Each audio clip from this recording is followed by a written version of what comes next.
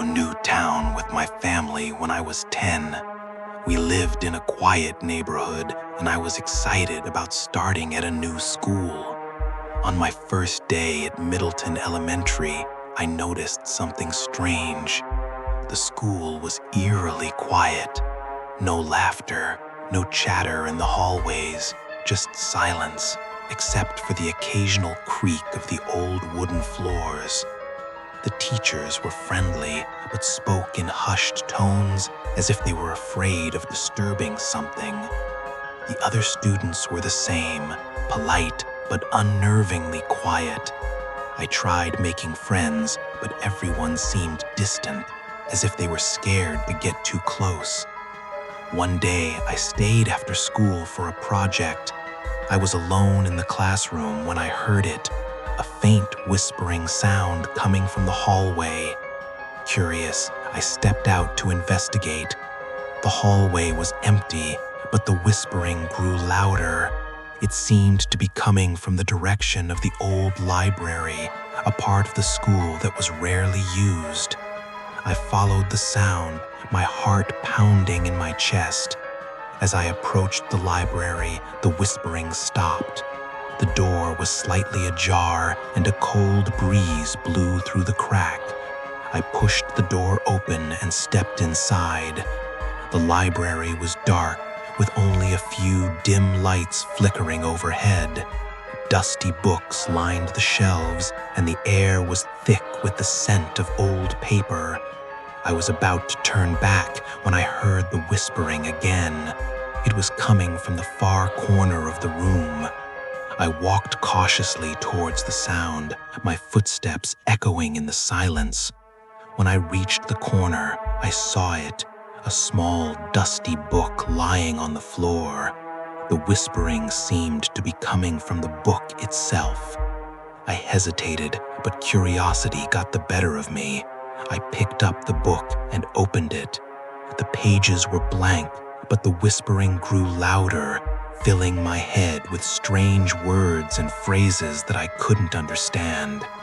My vision blurred, and I felt a cold hand on my shoulder. I spun around, but no one was there. The whispering stopped, and the room fell silent again.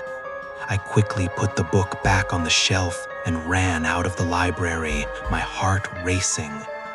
The next day, I tried to ask my classmates about the library, but they all avoided the topic.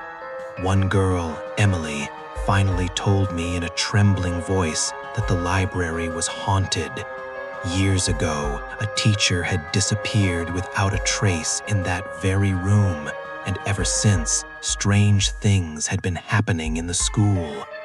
I didn't believe her at first, but after my experience in the library, I wasn't so sure.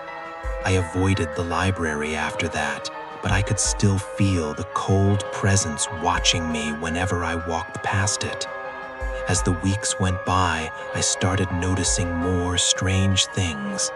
Books would move on their own, lights would flicker, and I would hear footsteps behind me when no one was there. The other students seemed to sense it too, but no one dared to talk about it. One night, I had a dream about the school. I was standing in the library, surrounded by shadows. The whispering started again, louder this time, and the shadows began to close in on me.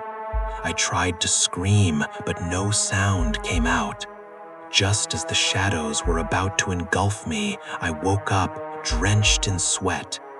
The next morning, I found a note on my desk. It was written in the same strange language I had heard in the whispers. I couldn't read it, but I knew it was a warning. I never went back to Middleton Elementary after that. My parents thought I was overreacting, but I knew something was wrong with that school. Years later, I found out that the school had been built on the site of an old asylum, and that many of the patients had died under mysterious circumstances. To this day, I still hear the whispering in my dreams, and I can't shake the feeling that something from that school followed me.